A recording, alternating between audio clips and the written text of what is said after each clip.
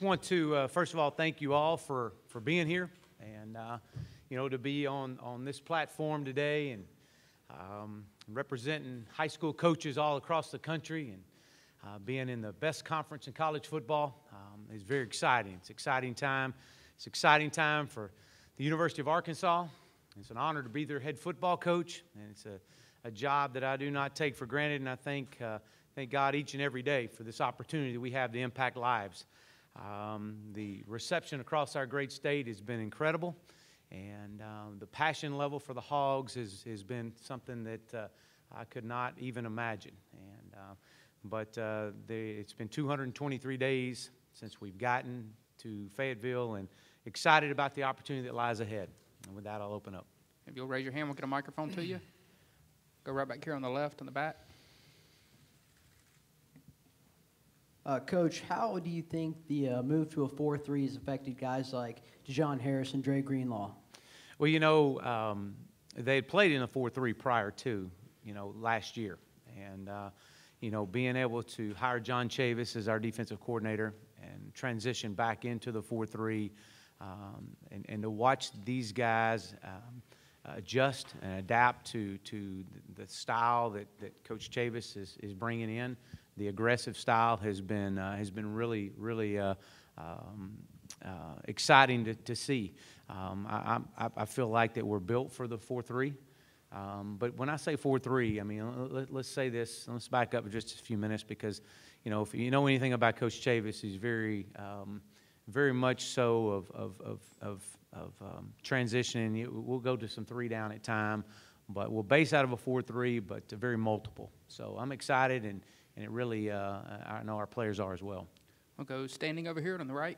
Coach, with this being your first SEC Media Days and being your first year as a head coach of Arkansas, what are your initial thoughts of today, and how are you taking it in? Well, they told me there would be a few cameras here today, so I think a few would probably be a little bit of an understatement. But I've been really excited.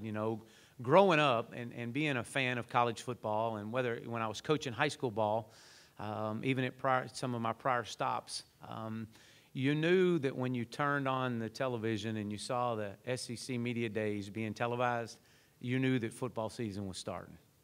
And to know that I'm on the platform and part of the kickoff of college football, I'm extremely excited about this opportunity that we have. Go right here on the left side on the back row. Do you remember the first time you said left lane or hammer down or full tilt boogie? Where does these all come from? Yeah, I would give it in a pregame speech, back when I was in high school. I mean, it would just, we'd be playing a big opponent, and I'd be like, okay, I got to pull my left lane hammer down speech out, and I'd pull it out, and I said, well, all right, guys, we got to rev the engine and pop the clutch and put it in the left lane and put the hammer down, and I lost them at pop the clutch because these guys are like, I don't know what a clutch is. I just put it in drive. And so that's where it really started. And then when my introductory press conference, that was just who we are. I mean, that's how we were going to go. That's our lifestyle. And it just took off. I mean, it truly is, it wasn't scripted. It was that's just who we are. And it is taken off, to say the least. We'll go over here standing on the right side.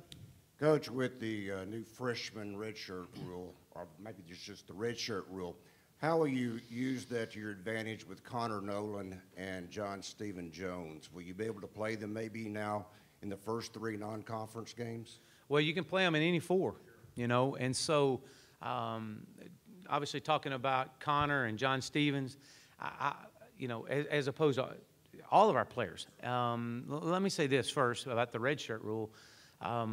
We would never, as a head coach, put a player on the field to play in this league in particular, in any league, if he wasn't mentally or physically ready to play. And through practice, through the preparation.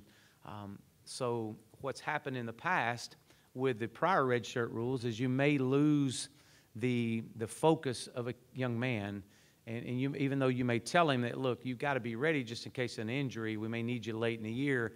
And, a lot of those young guys they're not mature enough to be able to flip that switch. What this does, which I love the rule, it allows us that maybe we do have a guy or two that's ready early on. And if he is, we're going to play him. If he's not, then we're going to continue to develop that young man, and he's going to know that he has an opportunity to play as that season unfolds, that he's got to be engaged and in tune in meetings. And so when you're dealing with Connor and you're dealing with John Stevens and the opportunity for these young men to have an opportunity to play this year, absolutely, they sure do. We'll go to the camera platform on the left side. Hey, Coach.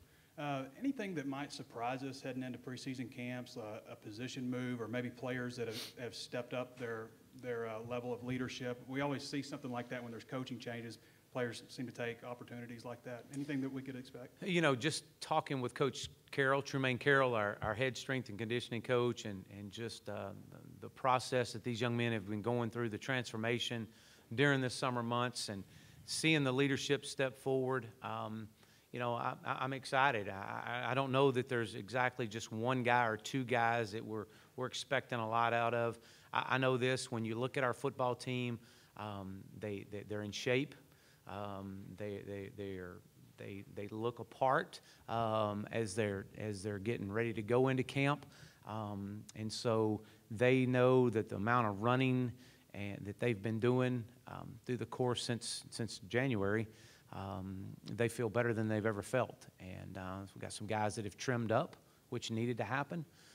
And so I think that with that, you're going to see several guys step up. I know there's some in my mind that I need them to step up, but we'll wait and see how that goes. That'd be a great follow-up question maybe after a couple of days of fall camp practice. But I'm excited about the team meeting we had yesterday and listening to the input from our players step up and talk. And we've had several true freshmen step up and talk in a team meeting, which was very impressive. Go to the back row over here on the right side. Over here, Coach. I'm sorry.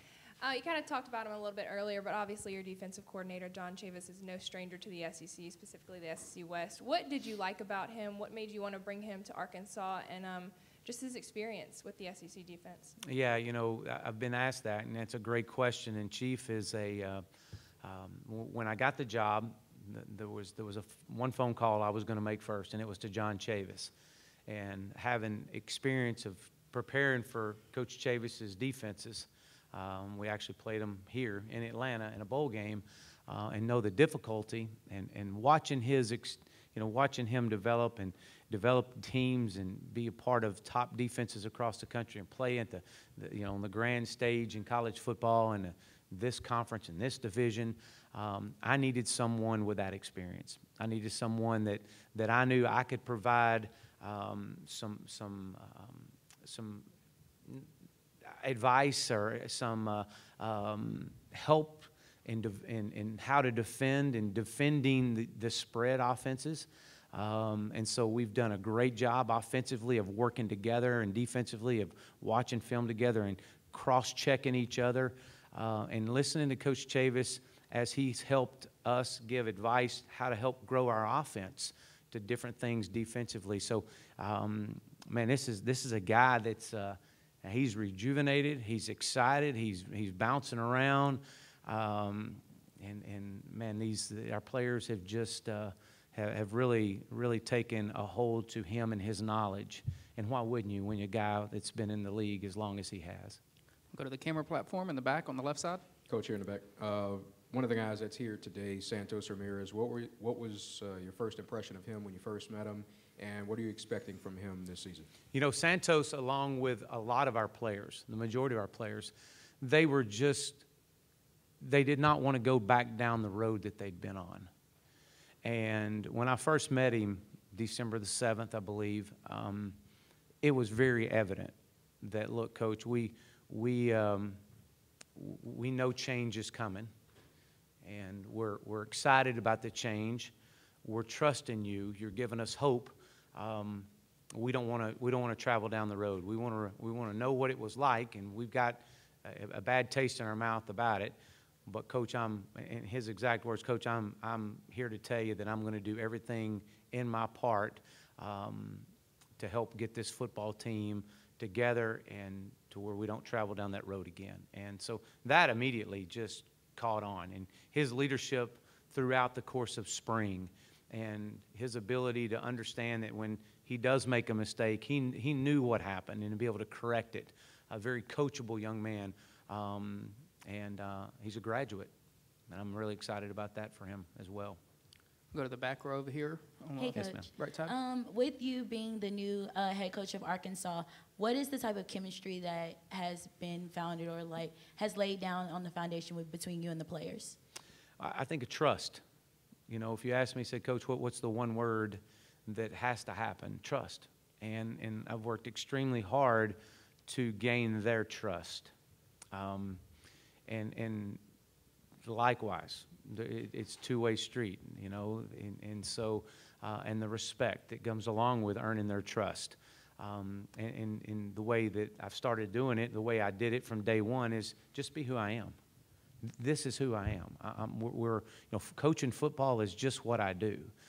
It's not who I am. And for them to be able to see me as something more than just a football coach, that I truly care about their life after the game of football, and trusting me in that process and how I go about developing them for life after football and providing them the resources to connect with our you know, the corporations around Fayetteville, and helping them when the air and the ball does get let out. So I think it started with trust and respect and showing that Coach truly does care for us more than just about the game of football. And once those guys see that, I mean, I've got a son of my own that plays football, and you know, his coaches that he loves the most are those that they may not talk football to him. They just talk about life, and that's who we are.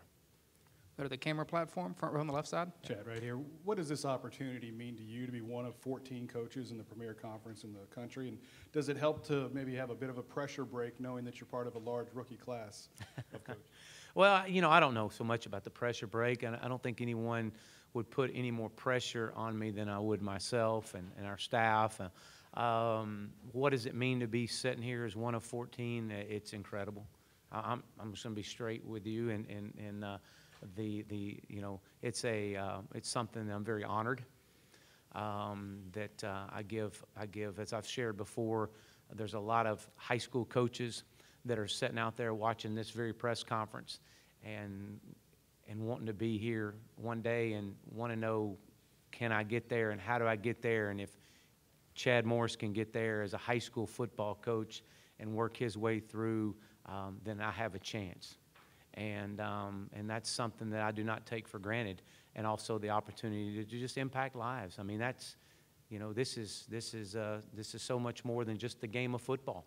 You know, it just means more, and it does in so many other areas. And I'm very, very honored and to be a part of one of the 14. And we're going to do our part to uphold the integrity and the value that this conference and the tradition that this conference has laid forth, and we're excited about that. We'll go standing back here on the right side. Hey, Coach. Bruce Marshall at Sports Byline USA. Schedule question for you. For years, War Memorial in Little Rock is a bigger stadium than Fayetteville, and arguably nicer, but that's not the case anymore since you've upgraded and you've got a tremendous place now. I know you're not playing as many games in Little Rock, but does that make sense to keep this going? I mean, you already give up a game in Fayetteville every other year with A&M to play in Arlington. Do you want to? Is Arkansas going to continue scheduling one in Little Rock going forward? Yeah, you know, moving forward, I think Hunter Yurachek, our athletic director, released a press conference back several months ago about our continuing our tradition there of playing in Little Rock, and you know, traveling across our state and just listening to the passion and the tradition of Razorback football, the storied past, and the games that have been played in Little Rock, to the memories that have been created there. I'm excited. I'm excited whether we're playing in a parking lot. It really, you know, I'm just excited about the opportunity to be able to step out and to play, and to come and represent the University of Arkansas in the state, there in Little Rock. I'm excited. I'm excited about that opportunity we have, and we're going to embrace it, and you know, we're going to play, and we're going to win. Go to the camera platform right here on the left. Coach, I know you're from East Texas, so I know you're tough. I'm not insinuating that you're not, but first-year SEC coaches, the question was just kind of asked, but history hasn't been kind. It's been tough to first-year head coaches in this league. Interested to see how you've kind of embraced that challenge, Coach, and then also building on that, how does your roots in East Texas kind of shape you as a coach? Yeah, you know, I'll be interested to see what the first year brings with the first-year head coach here, and you know, but again. The only thing I can control, and you can't control that outcome right now. The only thing we can control is putting our best foot forward every day and developing these young men and putting that process in play. Being a part of East Texas, I think it's very imperative that the recruiting that has to dive into the state of Texas. It has to. And when you look at the programs of the past that have had success at Arkansas, you win with the players in Arkansas, and you have a great recruiting footprint in Memphis and Tulsa, and you better get into Texas and into Louisiana. And then you dip into the other schools in the Southeast, or other states in the Southeast that you have relationships. But I believe being from East Texas and the relationships we have will only continue to help us as we move forward in recruiting. We'll go to the camera position, far right. What are some of the strengths and weaknesses you see out of the quarterbacks like Cole Kelly and Connor Nolan and the other quarterbacks you have on the roster? And do you have a front runner going into camps? Yeah, no front runner, but I do know that you know, the last that we obviously we can't be out there as they go through their skills and drills and player-led workouts. So the development of these young men since they walked off the field there in Little Rock and our last practice there in Fayetteville to where they are at the start of fall camp will be interesting. That's where the true development of a quarterback comes in. That's where you're going to see the most gains and the amount of film study that they've been able to do on their own. The player-led workouts, do the players respond to them? Do they lead? How do they react? You know, and so until we get out there and get going into fall camp, it's really hard to say. But I know that each and every one of the young men that you've mentioned and each and every one of the young quarterbacks that are on our roster have all worked extremely hard this summer, and I'm excited about watching the competition unfold. Well, back row on the left side. The rivalry with Mizzou is only a few years old, and most people would say that it's not one of the more passionate or filled with the most hatred as other rivalries in the SEC. So do you have any plans to kind of get the guys more amped up for that game or to make it one of the more prominent fixtures during rivalry week? Well, you know, there's as I mentioned earlier, there's a lot of rivalries on our schedule, and you know, several that are around our state and the borderlines and the boot and the Southwest. I mean, Classic Trophy. I mean, there's so many, and if you go talk to our fans, there's many others too. They want to beat everybody on the schedule, and so there's a sense of pride across our state, and to be able to get this football team to play at a level that represents the pride and the storied past of this program is my job. And that's what I'm committed to doing. That's what we're going to do. And we're going to do it by being the best we can be one day at a time. And when we get to the end of the season, it doesn't matter who we play. It's about being the best we can be each and every Saturday that we step on that field. And we know we have rivalries, and every school in the country has rivalries, but you better be prepared for every game in this league, or you'll get exposed in a hurry. Got time for a couple more. We'll go back row over here to the right. Yes, Hey, sir. Coach, I was going to ask you what you know about the boot and the LSU game. You referenced, I think, that Clemson win in the bowl game kind of kickstarted Clemson on that huge run they've been on. But what do you know about the LSU series and the boot? Well, I know it's obviously if they name a trophy after a game, it means a lot, and I know that there's been some great games and great battles in Little Rock, as a matter of fact, and I'm building on those. We'll build on them. We'll, as the season unfolds, as we get to each and every week, we'll show videos of storied games and represent the tradition. You know, this is all about the Razorbacks of the past, the Razorbacks of the present, and then the Razorbacks of the future. And so letting these young men know that, look, you know, there's been many people that have wore this Razorback logo before you.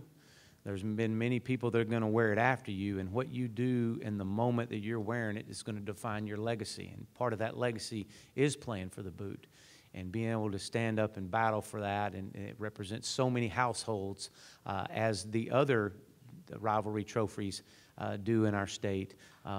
It affects every television and every dinner table, every garage and park. It's talked about. And so we're something we'll take with a very high priority, as we do each and every week. All right, we're out of time. Thanks, Coach. Thank you.